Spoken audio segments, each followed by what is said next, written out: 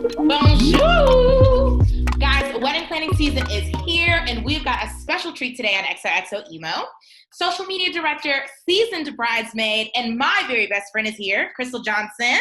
She's going to be talking to us about all of her responsibilities as a bridesmaid, how much coin sis was spending as a bridesmaid, how to support the wedding movement, and honestly, how to be the best bridesmaid ever. Hey, girl!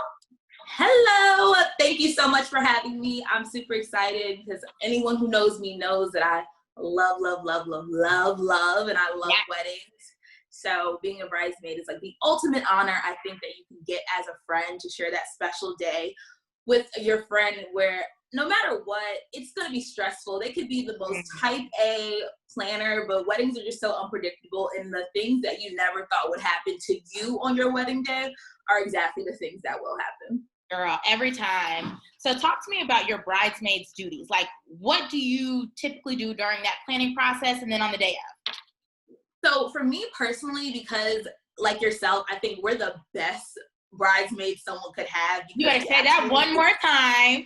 I really do, because we have experience in event planning. We've both planned weddings before. I think that as a bridesmaid, we're so valuable because we just kind of understand the process a little bit more. And I think a lot of brides forget, like, it's okay, you've never done this before. Right. And hopefully you never have to do this again. Let's hope. So hopefully, even if you are a little bit confused or you feel overwhelmed, that feeling is totally normal, because this is not something that you should be a pro at. Right. So for a bridesmaid who has either been in a wedding before or is a wedding planner, I think it's really, really great. So typically for me as a bridesmaid, I do any and everything. I act as like a sub-plan or alternative planner for them sometimes. I'm the one who usually rallies the other bridesmaids around. I'm the one who I love trips, I love vacation. So I'm usually the first person like, so what are we doing for the bachelorette? I love parties. So what are we doing for the bridal shower? Yeah. So for me, I really take on any and every role. I love dress shopping. So I'm the type to be like, let me come dress shopping with you.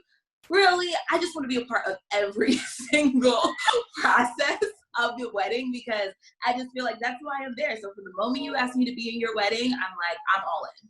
I love that. Now, talk to me a little bit about, like I said, that point. When you've got the honor and the privilege of being somebody's bridesmaid, being by their side for their wedding day, what can you typically expect to be shelling out?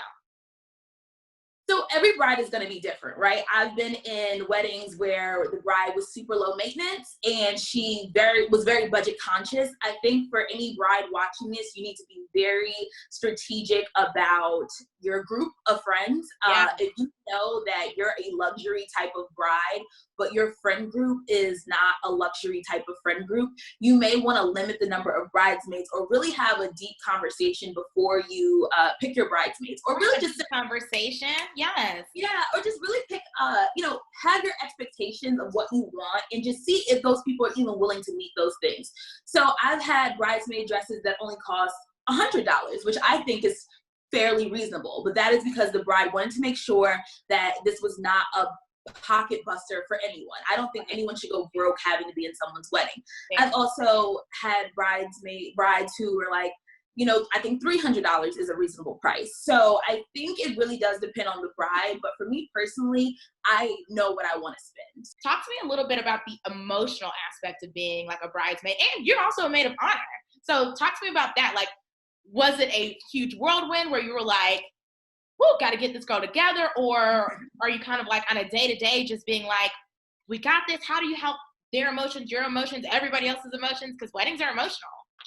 Weddings are super emotional. I think that you hit a good point of when your bride comes to you with a spreadsheet. And I think a lot of people in theory would love to know how much this is going to cost up front.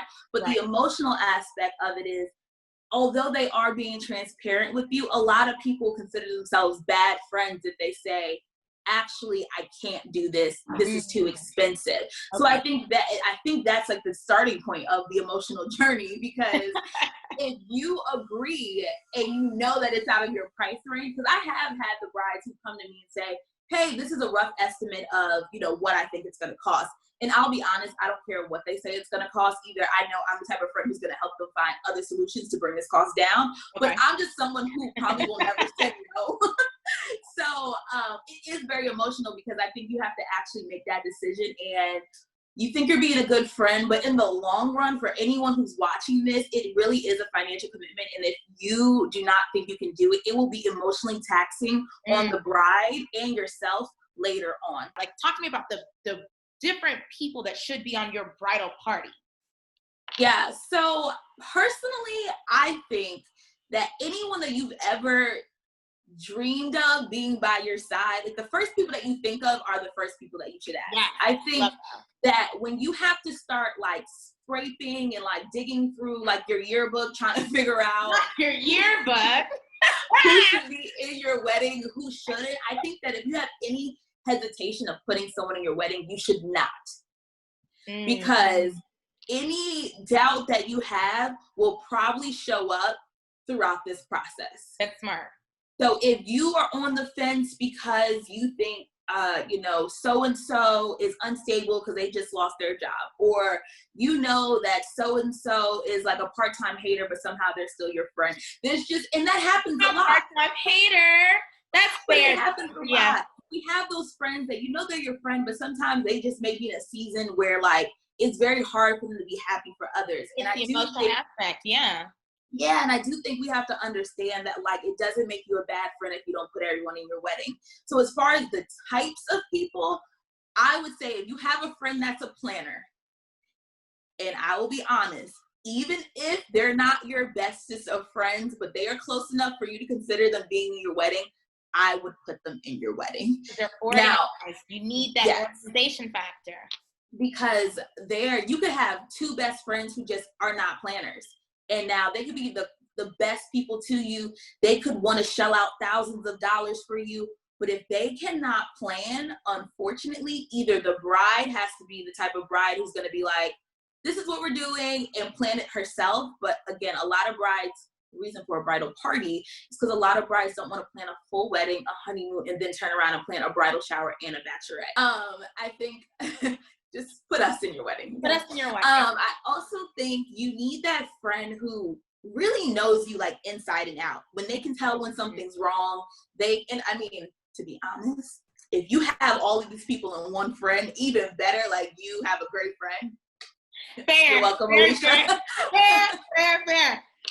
But I think you need someone who really does know you well. So if your other bridesmaids are acting up and they can kind of see you getting quiet, or they can see you getting mad at something, they'll be able to de-escalate for you and be like, hey guys, like this is what we're going to do. So even if they're not the planner, they still know you so well and they can read your emotional cues to be able to be like, I've had someone say, I'm in a bridal party right now. Me and her aren't the best of friends, but her other close friend will hit us up and be like, hey, I really think that we should all hop on a Zoom call and just check in with her because she's being overwhelmed right now with bridal planning. I don't know that because I don't talk to her every day, but that girl does. So she can rally up everyone, and she's not much of a planner, but she can rally up everyone and say, hey, this is how she's feeling, since the rest of us may not talk to her every day.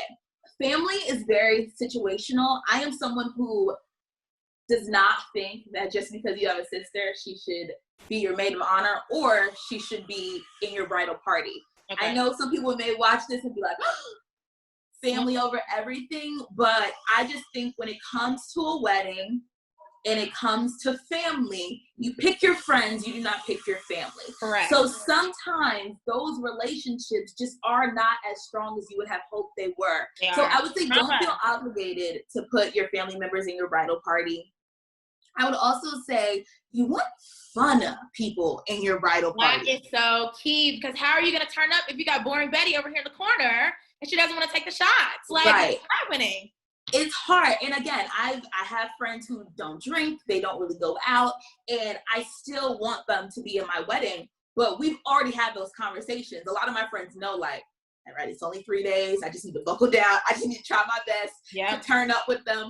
Maybe I'll have a glass of champagne. Maybe I'll have a wine, because it's a special occasion. But ultimately, like, those are still fun people. Right. And they know how to have a good time. They don't bring down a room. You definitely want to have people who are just lighthearted and good people, kind, fun to be around. And I think that makes a really well-rounded bridal party. You have your planner. You have your best friend. You may or may not have your family members. And also, I do truly believe in, you can include other of your friends in bridal activities. So I was just gonna say, yeah. What are some other ways that you can include those friends? So, okay, I want to hear some good bridesmaid tea. Talk to me. What is some good bridesmaids drama that you don't name no names, but some situations that you've seen or experiences that you've had that you was like, oh, girl, my God. You know, it's something that'll make you be like, I ain't having no bridesmaids at my own wedding. Like, what's some fun stuff like that? Yeah, I don't know how fun it is. What's some fun stuff like that?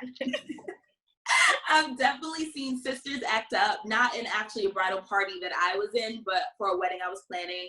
The sister was just she just felt slighted a lot because the bride had two maids of honor. And I feel like she only did that because she had a sister. And I feel like she didn't really want her to be the maid of honor, so she had two. And I think that was very apparent. So the sister felt some type of way. And it just kind of brought down the energy, honestly. And then when you have a bunch of friends sitting there, they don't really want to like curse out your sister because it's like, well, that's a sister. But it's also like, why is your sister acting like that? So I've definitely seen, I've seen the sister drama. I mean, so one of the biggest things that I always say, especially to brides who are like still trying to consider and waver, and this girl, maybe add this person.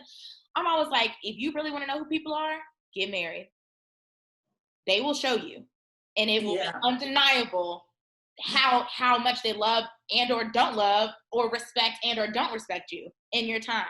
Because the things that you see sometimes, it's like, oh gosh. But then there are some people that are just showing so much love. I remember one particular bridal party, one particular maid of honor, and I was so blown away with her because she was like, and her name was Christina, Allery and Christina's. Allery was the bride and Christina was her maid of honor. And she was so on top of it and on it and was like, oh, don't worry about it. I'll wrangle them. I got it. Like every time I walk in the room, Christina was like, I got it.